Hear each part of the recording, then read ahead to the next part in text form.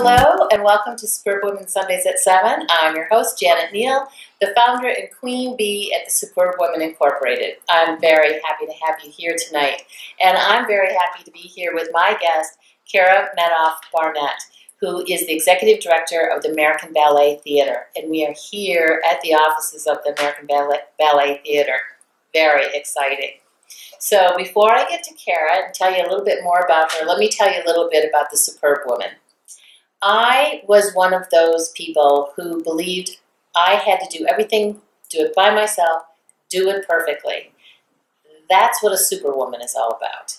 And a superwoman is all about what someone else has told you you should do. I bought that hook, line, and sinker. And may I just say, it is an unsustainable model. And so I have learned through experience and through the experience of other women who have come on my path that it's really a much better lifestyle, and it's better for everyone when you learn how to be yourself first and then do. So it's all about the be, and that's where a superb woman comes in. A superb woman is a woman who is comfortable in her own skin, a woman who understands she cannot do it by herself, that she needs a tribe around her, and she is someone who has learned to let go of those shoulds in life. And I have been blessed to meet so many superb women on my path. And I decided to do the show to be able to showcase them, to show you what I mean by this concept of a superb woman, to show you and highlight their stories so that you too can learn from them. These are women who are doing amazing things because they have learned who they are and are living a life according to what their strengths and their values are. So Kara is no exception here. And Kara and I met. She was being honored at an event, and she was there. I think one of the most amazing things to me was she was there so poised, so together, and she had, what, your daughter was 5 weeks old? 5 weeks old. 5 weeks old. She had a 5-week-old. And she was in the dressing room. Yes. I think she was actually there on site. Yes, and that blew me away.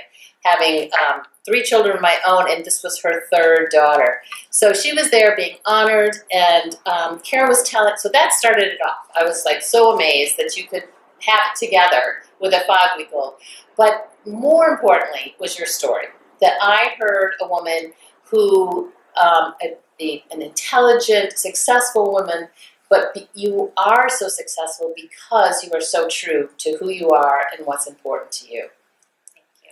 Yes. I'm so honored to be here, and I'm so glad that you followed up after that event. Yes, yes. Hearing you talk about a superwoman, I have to say that we're doing it the perfect week since I broke my arm trying to be a superwoman. This is what happens when you try to go ice skating with your 7-year-old and not just ice skate, but you try to show off that you can do a spin.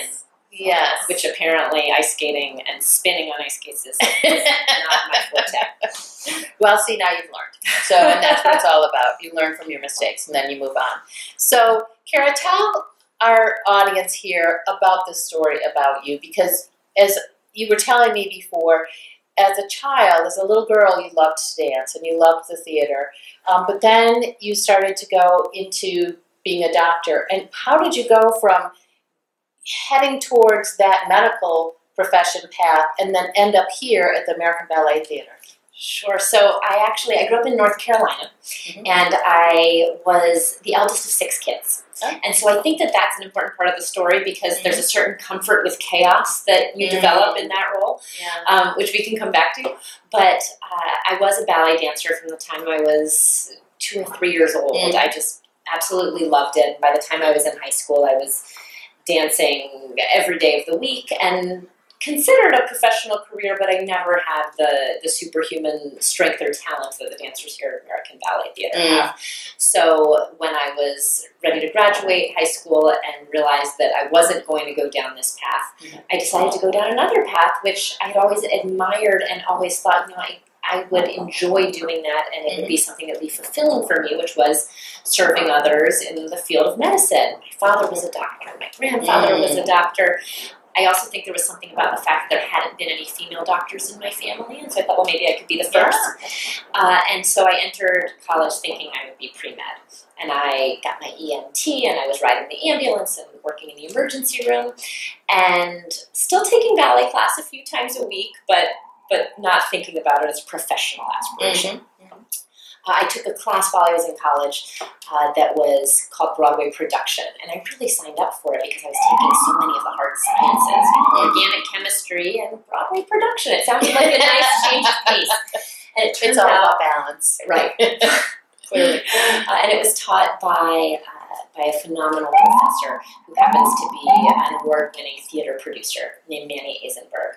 And Manny had produced all of Neil Simon's plays and all of Tom Stoppard's plays, and he came down to Duke once a week to teach this class. And I fell in love with this idea of producing, this idea that there was a role for someone who brought together the creative product and the creative team, but also brought the business pieces of the puzzle together in order to bring a work of art to a broad audience.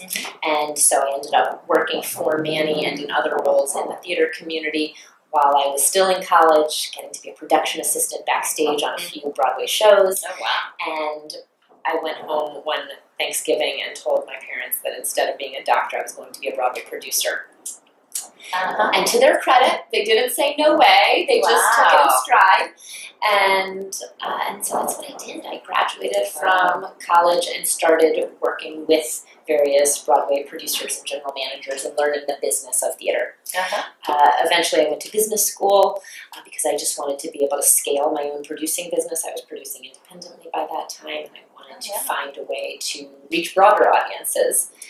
And when I left business school, I went to go work for Lincoln Center because what could have more scale as far as live performing arts than a facility like Lincoln Center that has 16 acres, 30 venues, all of these art forms. It just seemed like an incredible opportunity, a special moment to be there because they were redeveloping the campus after 50 years and thinking about what the future of that campus would be for artists and audiences. And so it was an amazing experience. I thought I'd be there for a one-year fellowship, and I stayed for almost a decade. Wow. And then ABT came calling, and it was just this amazing opportunity to return to my first love in the arts, which was this little girl who wanted to be a ballerina. And to have the opportunity to foster the dreams of future ballet dancers as well as our current stars, it's just a dream come true to be here. I can't even imagine. I moved. Before we sat down here, we got to spend a few minutes in one of the studios over there, and there's an energy there. There is an energy there. It's quite amazing. My office is across the hall from these incredible rehearsals, classes. You hear the music coming through the hallways, and no matter what kind of a day you might be having, you can just go peek in that window and see these incredible artists and athletes working on the next great production. It's just too much fun. I feel a little guilty sometimes that I get to call this place my office. Well, boy, don't. Just enjoy that. So I know you're the mother of 3, and so how does that all come together with your job and your lifestyle here in New York City? So I have a 7-year-old, a 5-year-old, and a 1-year-old, all girls. Yeah. And how does it come together with my lifestyle? It is my lifestyle, is being a working mom. And one of my daughters was here today with the kindergarten class from her school. And I feel like at any point that I can have their lives intersect with what I'm doing so that they understand it, so they understand why I'm away from them as much as I am. I feel blessed that what I do is so tangible and also something that they enjoy so much that I think that they do get it, and they take class here. There are students at the Jacqueline Kennedy Onassis School, which is our program for kids ages 3 to 18. They come to matinee performances. They really have their favorite dancers in the company who they want to see perform. They have their signed point shoes. They're into it, which is really nice. It was funny. We went to go see the Radio City Christmas Spectacular with the Rockettes, and the show was over, and we start packing up to go home, and my 5-year-old says, "Mommy, we aren't going backstage," as if like it's a given that that's what we do when we go to the theater. So I think that they're a little bit spoiled, but I also think that they appreciate what I do. I think that in order to have the 3 kids and have a job that is as time intensive and also as complex as the one that I now have, it takes people you trust at home. Certainly my husband first and foremost, who's an incredible dad, a nanny who's been with us for 7 years, and then babysitters, siblings, a mother who has come on business trips to Europe with me to watch the baby while I was breastfeeding. I mean, it takes, as you said earlier, I think a tribe, and that's how it's been for us. And I would say also that I think that it's fun to surround yourself with other working moms who are going through the same thing. And so I do have many close friends who are also juggling very big jobs and who also have 2 or 3 or in some cases 4 kids. And so we commiserate and we laugh and we send each other emails at 2:30 in the morning, and we joke about how many days it's been since we last washed our hair or since we last went to the gym. And I think that having people you can laugh about it with is key to just your psychological health and sanity. Exactly. Exactly. But my baby, the one who you're referring to, the baby who was 5 weeks old when we met, that was right before ABT's spring season at the Metropolitan Opera House, which is 8 weeks long. It's our Olympics. It's 60 plus performances, 64 performances, and she was with the baby nurse in one of the dressing rooms for underneath the mat. Right, and underneath the mat, you're talking about several stories down, kind of near the orchestra pit. I mean, that was her. That was where she was for the first several months of her life, kind of buried under the mat, listening to these incredible ballet scores, so that I could, run down and feed her at intermission. It's that kind of thing, and you make it work. Yeah, definitely. And to your point, and thank you. That's a beautiful example of the need for a tribe, of having the women that can support you and lift you up and give you the encouragement that you need. Who else has helped you on your path? Oh, how long do we have? I am so grateful to so many people and to many men, right? There are a tribe of women, but then there are also these incredible mentors I've had who just I don't know whether they spot talent or they spot a certain energy, and they are just so generous with their own experience and advice and wisdom. And so Manny Eisenberg, who I mentioned, who was my professor and then became a real boss and mentor, and still a sounding board. Ronald Levy, who was the president of Lincoln Center, who hired me out of business school, who now serves on ABT's board of directors. There's my first ballet mistress who turned 98 today. Oh my goodness. Wow. She is just this source of inspiration and energy for me because she cares so deeply about this art form, knows so much about its history, and is just, I know she's just cheering me on from North Carolina. Absolutely. And still, by the way, at 98, still flies up to see our performances. No way. Yep. Oh, boy, that's a goal. Of course, my parents, my grandparents, my mom who raised 6 kids. Oh my God, how she did that, I don't know. And then my siblings. And even though I'm the eldest, I've learned so much from each of them as they've navigated their own paths and their own careers. And I can see strengths and lessons in each of their adventures that really help me, because we're all so similar in the way that we approach problem solving, and the way that we approach relationships, but yet so different in the choices we've made as far as where we want to live and what we want to do. But we're very close, and so I would say that I don't think that I could be doing what I'm doing as effectively if I didn't have that community of my family, which is really, really important to me. Yeah, I can see that. So one of the other things I talk about with Superbwoman is the shoulds, the feeling that you should be doing something, because the shoulds contain the guilt. So when you learn to let go of shoulds, then the guilt has an easier time of dissipating. How about you? Anything there that you've let go of, that you decided that I don't need this any longer? I don't cook. I like to cook, but I don't cook. I've let go of that. I have let go of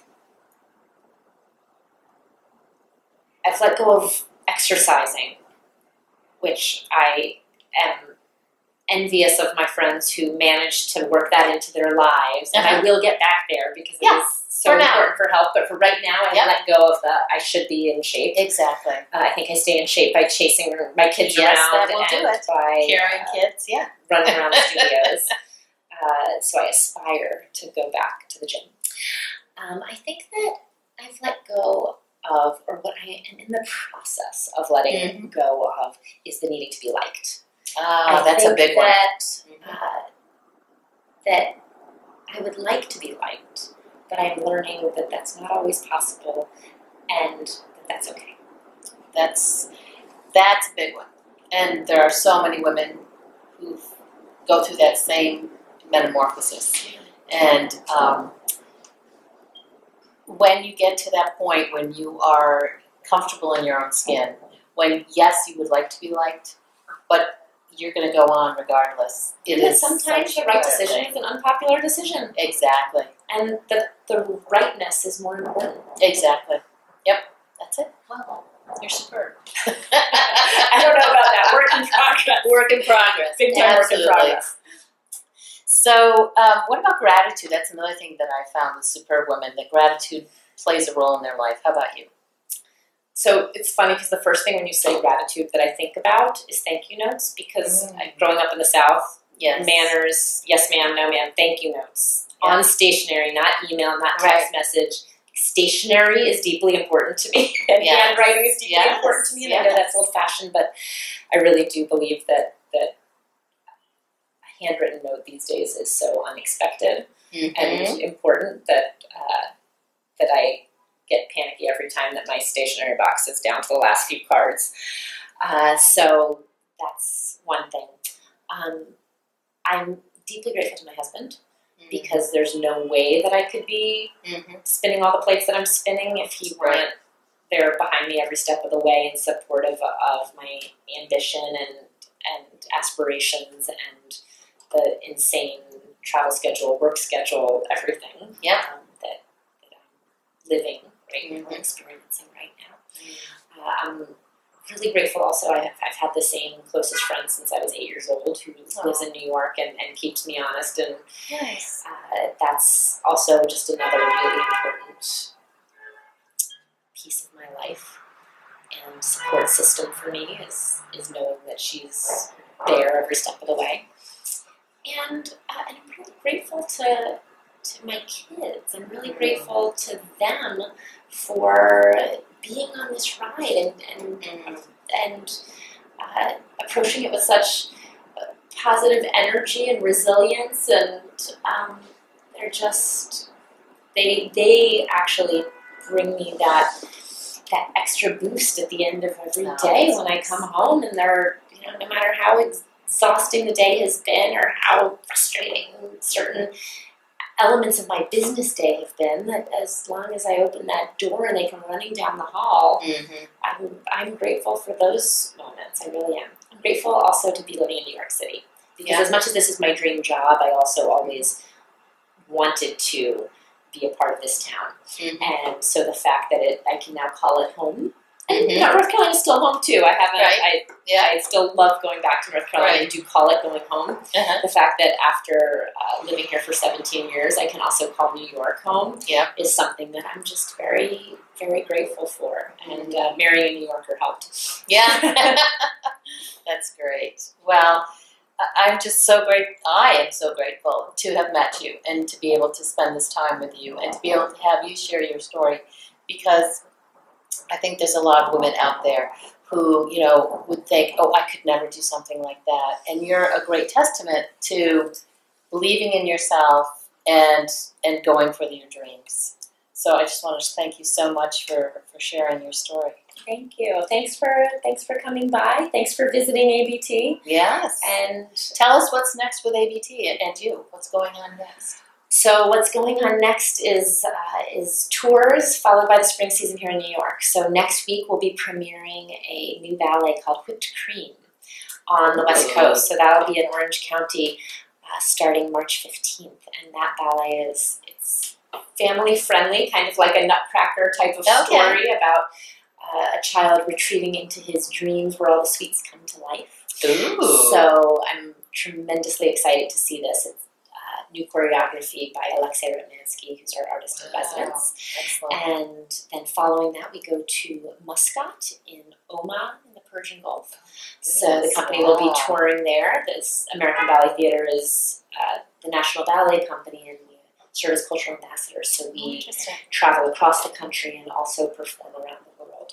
So we'll be going to the Gulf, to Oman, and then coming back, and then May 15th we start that spring season all over again. So 8 weeks at the Metropolitan Opera House, and I'm so excited to see new casts, debut performances in certain roles, ballets that I've never seen before, that the company hasn't done in several years. So it'll just be an exhilarating marathon. And this time the baby will not have to be stashed away in a dressing room. She can be home and asleep before the curtains. Yes. So that'll be a little bit, hopefully a little bit less chaotic for me this year, and that I can really focus 100% on the performances and not be rushing away at intermission to check on a baby. Yeah. So I'm really looking forward to just being able to ease into it and enjoy all of the incredible art that we're about to put onto the stage. And it is incredible. And if any of you have the chance, come to Lincoln Center and experience the American Ballet Theater. It is an experience. It truly is. We have a lot of superb women up on that stage. Yes, absolutely. Superb men too. Yes. There's both. Yep. So thanks again. And for more information, there will be a slide at the end of this where you can see more about the American Ballet Theater. So thanks, Kara. Thanks.